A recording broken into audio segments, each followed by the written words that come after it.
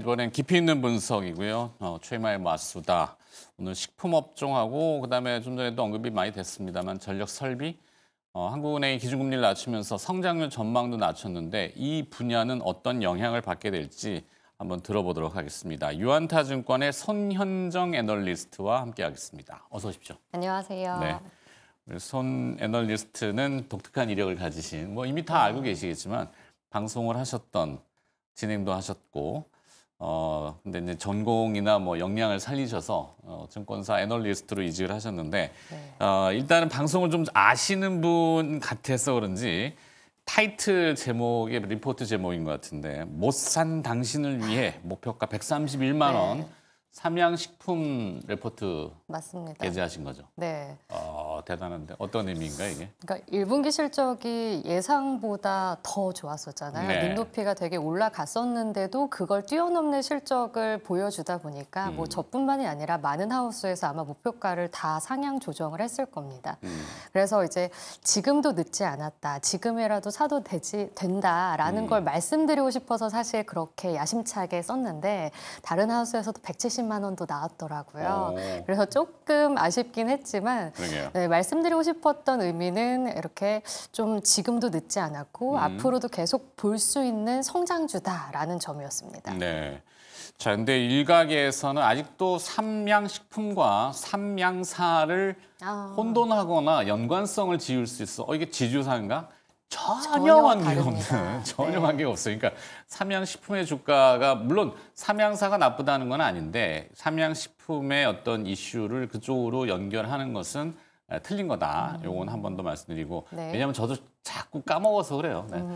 그다음에 이제 삼양식품은 아무래도 이 불닭볶음면이라고 하는 상징적인 브랜드가 있잖아요. 네. 근데 저는 매번 말씀드리지만 맵찔이 이 매운 거 잘 많이 좀 약한 편이에요. 네. 어차피 매운 감각이라는 게 통감이라 그러잖아요. 네.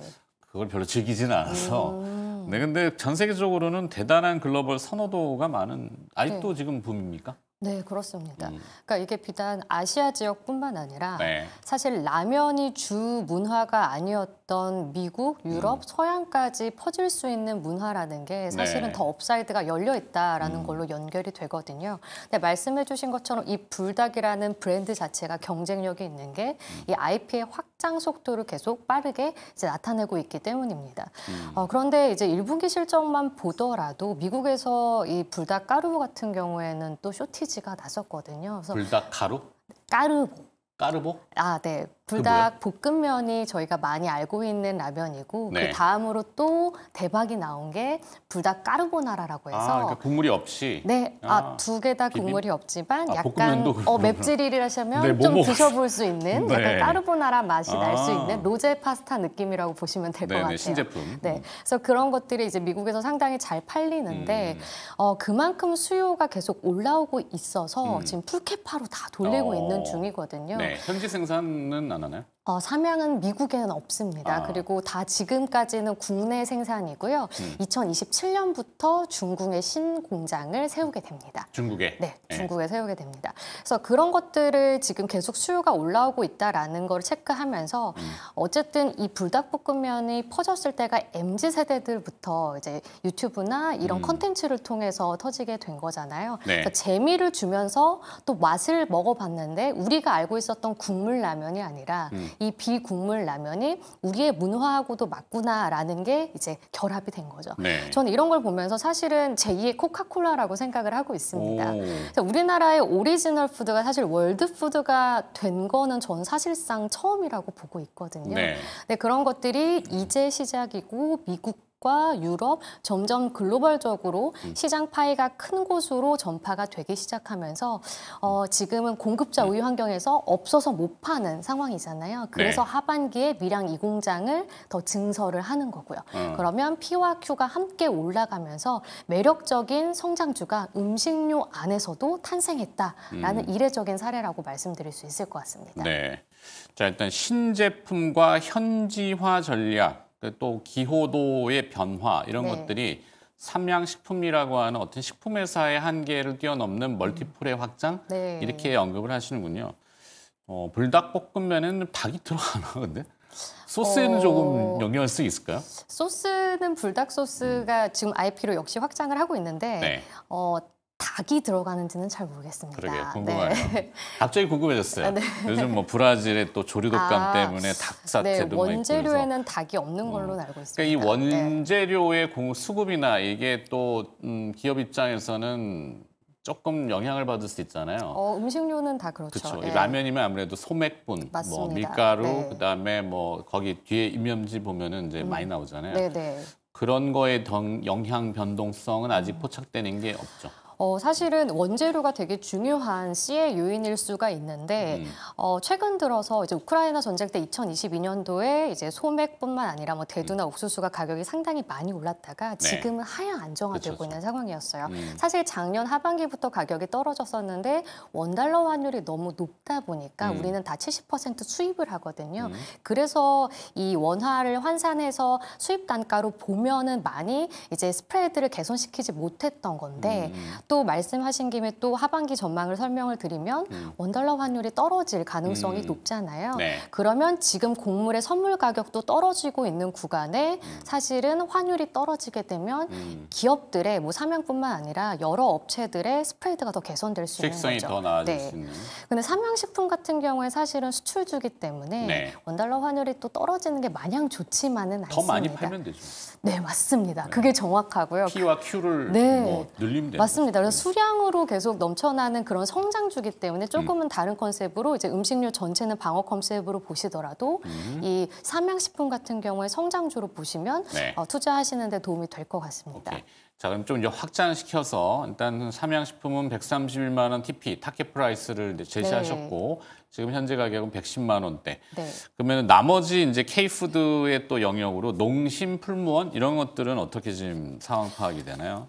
사실 이 세계에서 정말 경쟁력 있는 브랜드를 갖고 있다라고 생각하는 건 아직까지는 삼양식품밖에 없다고 판단이 네. 돼요. 그러니까 물론 K푸드가 과거에 비해서 많이 알려지기는 했지만 근데 이제 농심도 툼바라고 해서 이 네. 까르보나라랑 비슷하게 약간 로제 파스타처럼 이렇게 또 그 셰프분 CF 하셨던 맞습니다. 이 네. 신제품을 또 이제 했거든요. 근데 그게 이제 4월부터 미국에 나가기 시작했어요. 이제 나가기 시작을 했고 뭐 풀무원 같은 경우에도 김이나 두부 쪽으로 미국에 수출을 계속 하고 있기 때문에 네. K푸드로 한다면 같이 묶일 수는 있습니다. 근데 중요한 건 이게 인기가 이제 어쨌든 퍼지면서 IP로 확장이 되느냐가 문제일 텐데 그거를 차치하더라도 저는 농심이나 풀무원 다른 음식료 업체들은 하반기에 들어서 역시나 내수의 회복을 오히려 볼 때가 아닌가. 네. 아까 타이틀로 이제 어쨌든 전망치가 하향이 됐기 때문에 이제 네. 내수에 대해서도 조금 부정적인 의견이 있을 수 있지만 사실 5월 달에 소비자 심리 지수 이건 선행 지표잖아요.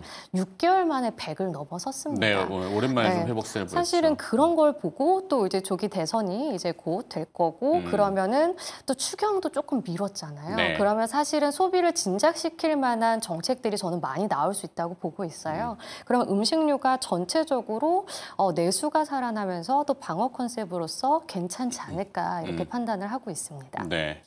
진짜 라면은 참 우리가 뭐 악마의 식품이라고도 하지 수도 있지만 끊기에는 너무 중독성이 강하기 때문에 뭐 1인당 그 개인 뭐 라면 소비량이 뭐 어마어마하죠. 그렇죠. 네, 밤에 또 유독 땡기고 네, 먹고 나면은 후회하지만 그래도 먹고. 네.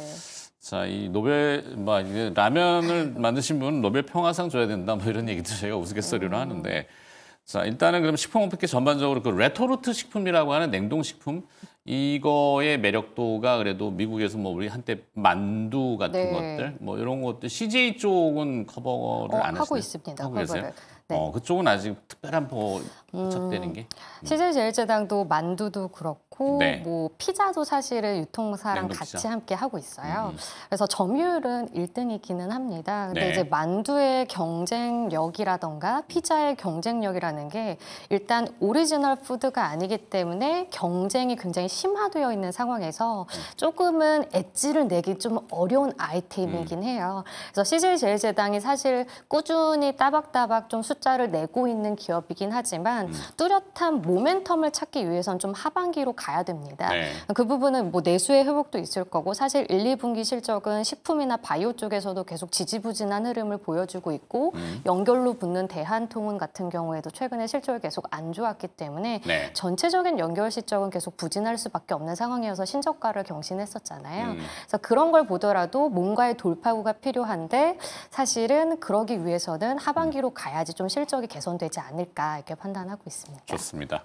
나중에 이제 세상이 변하면은 방송도 변하겠죠. 보통 워렌 버핏 얘기할 때 네. 뭐 투자의 현인이라고 하지만 코카콜라, 그다음에 맥도날드인가요? 뭐 버거킹인가요? 네네. 자기 이제 뭐 할 때는 항상 자기가 투자한 회사의 제품을 시식하면서 하잖아요. 네. 네, 손현정 애널도 아, 이제 저는 불닭을 먹으면서. 뭐 한번 우리 먹으면서 먹방. 아, 네, 네. 그것도 괜찮을 것 같아요. 먹어도 봐야죠, 뭐.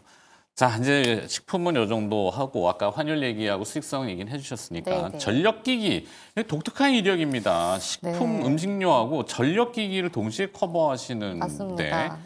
자, 전력기기 업종에서 미국, 유럽 등 현지의 이제 전력 인프라 노후와 뭐 AI 데이터 센터, 오늘은 이제 아까 엔비디아 얘기 실적했는데 네. 그 하이퍼스케일러라고 하는 이제 AI 서버 업체들, 글로벌한 업체들의 그 GPU 수요가 폭발적이고 그 GPU가 돌아가면서 AI가 이제 추론하는 형태의 것들이 놀라울 정도다.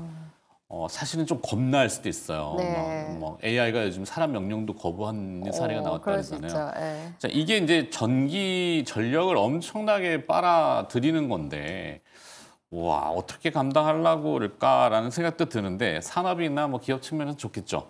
파악을 어떻게 하세요?